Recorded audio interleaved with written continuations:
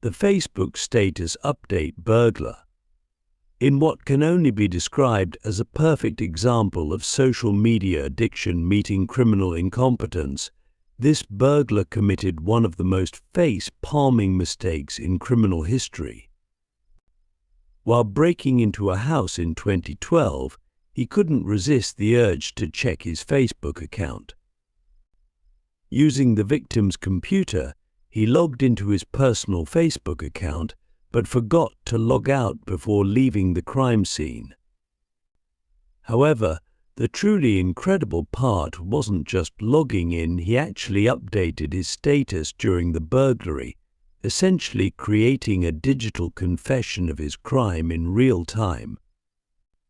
The police didn't need to dust for fingerprints or conduct an extensive investigation. They simply followed the digital breadcrumbs straight to the perpetrator's front door. The burglar had essentially handed them a signed confession through his social media activity. This case became a testament to how modern criminals often forget that the digital footprints they leave behind are just as incriminating as physical evidence. It also highlighted the bizarre compulsion some people have to share their activities on social media, even when those activities are decidedly illegal.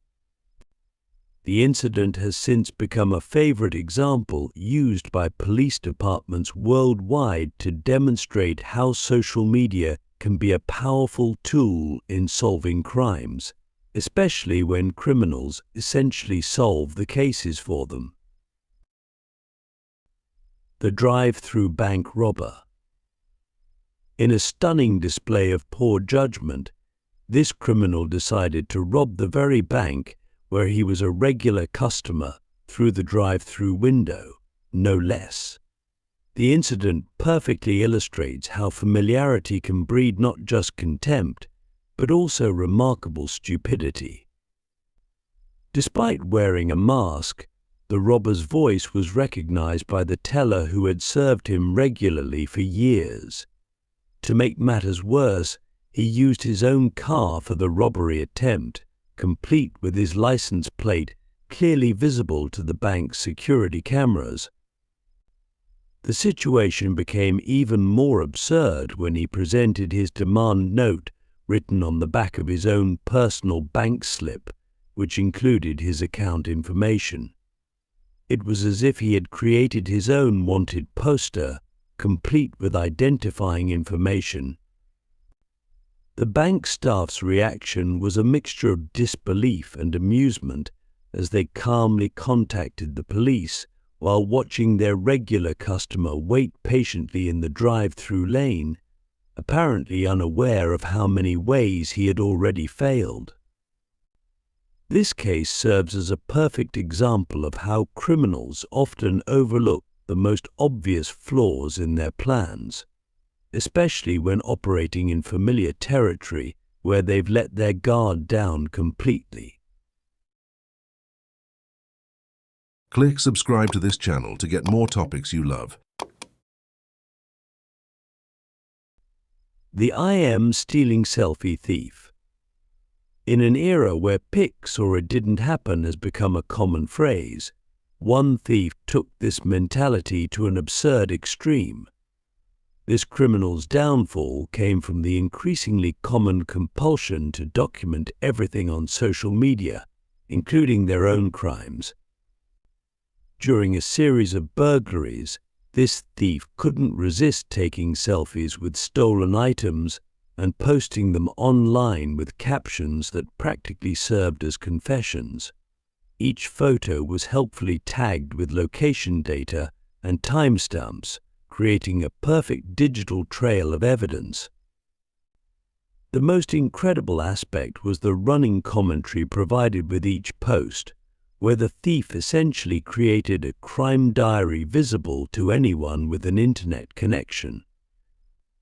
Some posts even included detailed descriptions of how they broke in and what they stole, as if writing a how-to guide for police.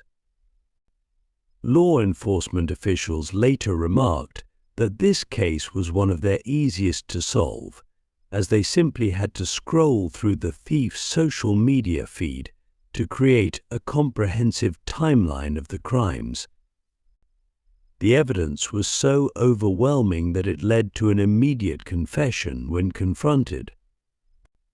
The case became a perfect example of how the desire for social media validation can override even basic criminal common sense, leading to what police described as self-solving crimes. The sleeping burglar.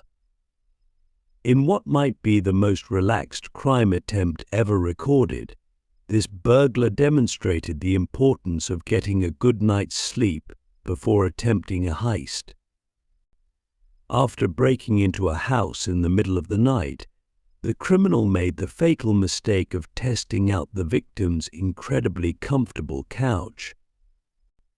What started as a quick rest turned into a deep slumber, complete with snoring that eventually alerted the returning homeowners to his presence.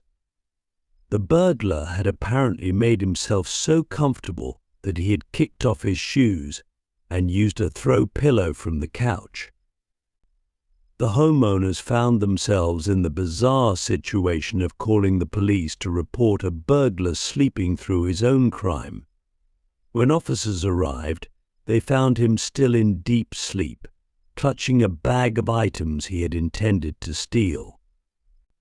Perhaps the most amusing part was the burglar's confusion upon being awakened by police officers, as he had slept so soundly that he momentarily forgot where he was and why he was there. He had essentially turned his burglary attempt into an impromptu sleepover. This case serves as a humorous reminder that criminal activity requires more stamina than some perpetrators anticipate, and that comfort can be a powerful enemy of criminal success. The business card bandit. In what could be described as the most professionally unprofessional crime ever committed, this criminal took the concept of personal branding a bit too literally. After committing a robbery, he accidentally dropped something that would make any marketing professional proud, but any criminal mastermind cringe: his personal business card. The card contained not just his name and phone number, but also his home address and email. To make matters even more incredible, the business card was for his legitimate side business as a handyman, which meant the information was completely accurate and up to date. Police officers responding to the scene couldn't believe their luck when they found the card among the evidence. They noted that while most criminals try to hide their identity, this one had essentially provided his full contact information in a professionally printed format. The arrest was perhaps one of the easiest in police history. They simply called the number on the card and arranged a business meeting. The criminal actually showed up, apparently not connecting his lost business card to the possibility of being caught. This case has since become a favorite example in police training sessions of how sometimes the best evidence comes from the criminals themselves, especially when they're trying to maintain a legitimate business presence alongside their illegal activities. The police station drug dealer. In what might be the most poorly chosen location for illegal activities, this drug dealer decided to conduct business in the parking lot of an active police station. The incident serves as a perfect example of how sometimes the boldest criminal plans are also the most foolish.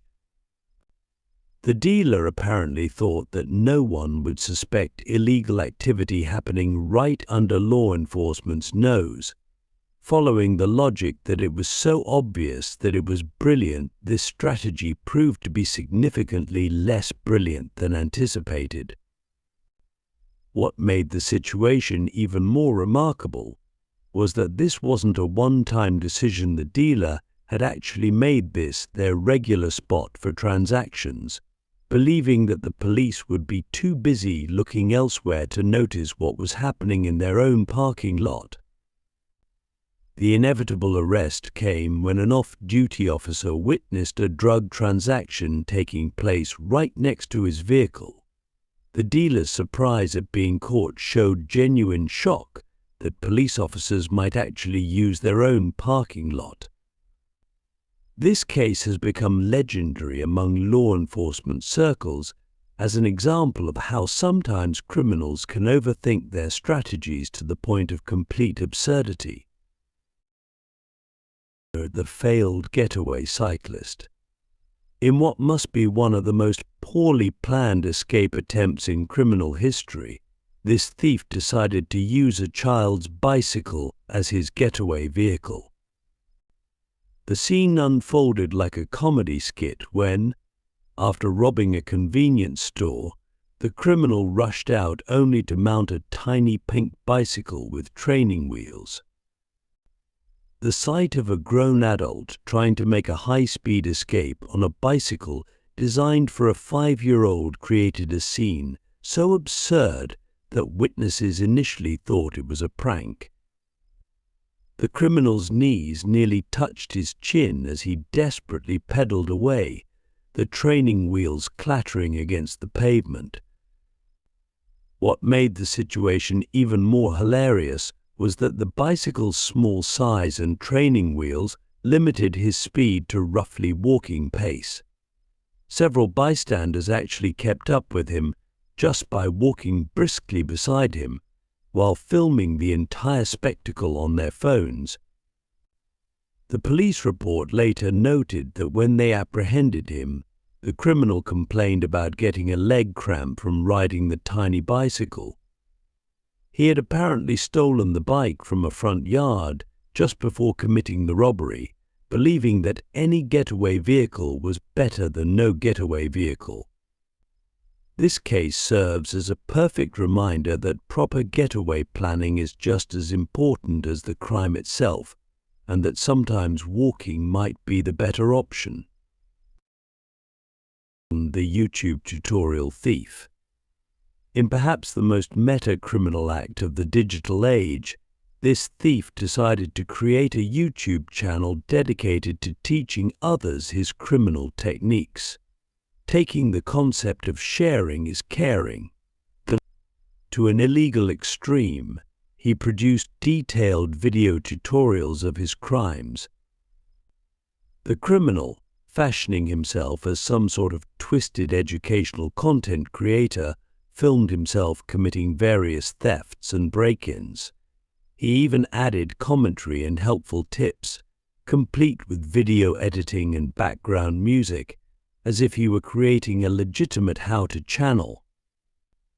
The most incredible part was his dedication to production value. He used multiple camera angles, added captions, and even included a like and subscribe reminder at the end of each video. He built up a modest following, apparently not realizing that law enforcement officials could also access YouTube. Police described it as the most thoroughly documented series of crimes they'd ever seen, complete with timestamps, locations, and the perpetrator's face clearly visible in HD quality. When arrested, the thief actually seemed proud of his view count and subscriber numbers. This case highlighted how the desire for internet fame can override even the most basic criminal instincts for secrecy and discretion. The weather-foiled robber. In a perfect example of why criminals should check the weather forecast, this robber's plans were literally frozen in their tracks during a winter heist. After robbing a convenience store, he found himself facing an unexpected opponent several feet of freshly fallen snow. The criminal had apparently been so focused on the robbery itself that he failed to notice the heavy snowfall during his time in the store. Upon exiting with his stolen goods, he discovered that his carefully planned escape route had become an impassable winter wonderland. What followed was described by witnesses as something out of a slapstick comedy, the robber repeatedly falling face first into deep snow, leaving a cartoon-like trail of money and personal belongings in his wake. His attempts to run were reduced to a slow-motion struggle through the winter landscape. Police simply followed the disturbed snowpath and scattered stolen items, eventually finding the exhausted criminal huddled behind a snowbank, covered in snow and remarkably apologetic. He later admitted that he would have checked the weather forecast had he known winter could be such a formidable adversary to crime. This incident serves as a humorous reminder that Mother Nature often has her own ideas about criminal justice. The cardboard gun robber. In what could be described as the most poorly armed robbery attempt ever, this criminal decided to use a cardboard cutout of a gun, colored with a black marker, as his weapon of choice. The incident unfolded like a scene from a low-budget comedy movie. The robber had apparently spent considerable time crafting his cardboard weapon, complete with detailed drawings of a trigger and barrel. However, he failed to account for one crucial detail: cardboard tends to bend, which became embarrassingly apparent when he pulled out his weapon. The situation became even more absurd when a gust of wind from the bank's AC system caused his cardboard gun to flutter, revealing its true nature to everyone in the bank. Some witnesses reported having to suppress laughter as the criminal tried to maintain a threatening persona while holding what was essentially a piece of arts and crafts. The bank teller's response was, rather than being frightened, actually offered the would-be robber a real piece of paper to make a better gun, saying his current one looked a bit flimsy. This unexpected response so confused the robber that he stood there stammering until security arrived. This case became a favorite among law enforcement officers as an example of how sometimes the best defense against crime is the criminal's own lack of preparation. The Facebook friend request criminal. In what might be the most socially awkward crime aftermath ever recorded, this criminal took the bizarre step of sending Facebook friend requests to his victims after robbing them. This digital age faux pas demonstrated a complete misunderstanding of both criminal behavior and social media etiquette. The perpetrator, apparently feeling some sort of connection with the people he had robbed, decided to follow up his crimes with friendly social media outreach. He not only sent friend requests but also liked and commented on his victims' posts, creating an unprecedented digital trail of evidence. What made this case particularly remarkable was his attempt to establish ongoing relationships with his victims, even sending them birthday wishes and congratulating them on life events. Some victims received messages asking if they wanted to buy back their stolen items at friend prices. Police investigators were baffled by the criminal's complete lack of understanding about the concept of anonymity in crime. They noted that this was the first case they had encountered where the perpetrator attempted to build a social network consisting entirely of people he had robbed. This case has since become a textbook example of how social media has created new ways for criminals to incriminate themselves. The backdoor burglar. In what became known as the architectural challenge of criminal history, this burglar managed to break into a house, but then found himself unable to navigate his way back out. The incident perfectly illustrated how lack of spatial awareness can be a criminal's worst enemy. The burglar had successfully entered through a window, but became completely disoriented in the house's layout. What should have been a simple burglary turned into an embarrassing game of find the exit, with the criminal wandering from room to room for nearly 2 hours. Making matters worse, he began to panic and started leaving post-it notes he found in the house, marking doors he had already tried. By the time the homeowners returned, they found their house looking like a bizarre treasure map, with sticky notes reading things like "not this one" and "dead end" stuck to various doors.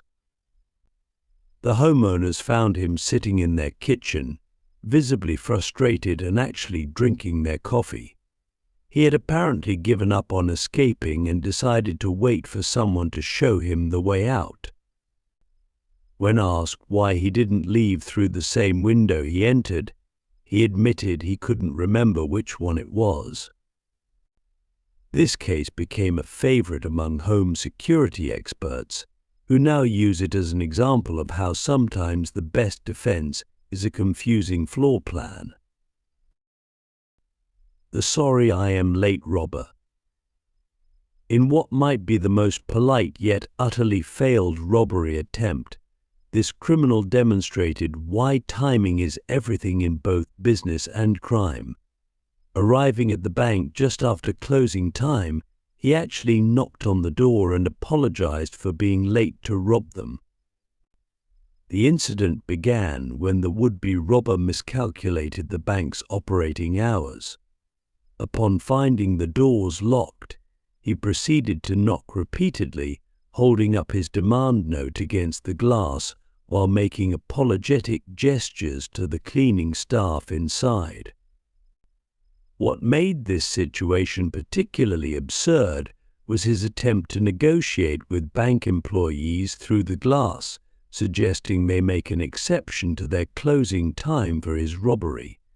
He even offered to make it quick and promised to be out in 5 minutes tops. The cleaning staff, safely behind locked doors, simply called the police while watching the criminal continue his futile attempts to convince them to reopen. When officers arrived, they found him sitting on the bank's steps, apparently waiting to see if the bank would open early the next day. This case has become legendary in law enforcement circles as an example of how some criminals seem to think that robbery operates on standard business hours. The donut shop police robber.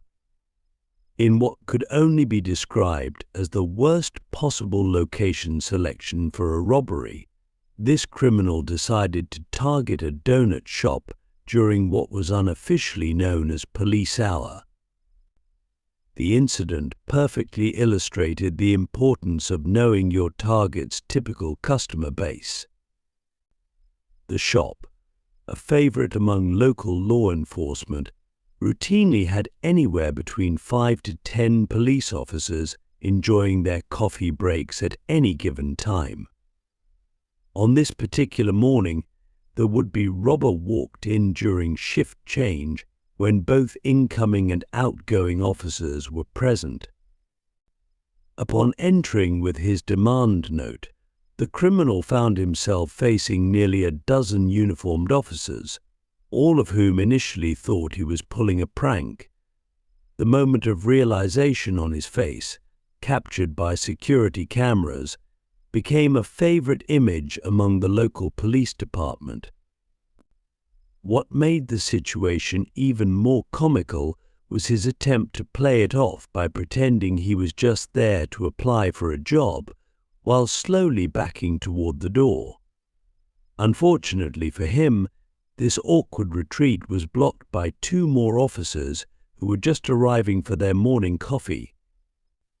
This case has since become a classic example used in police academies of how criminals sometimes do their job of getting caught all by themselves.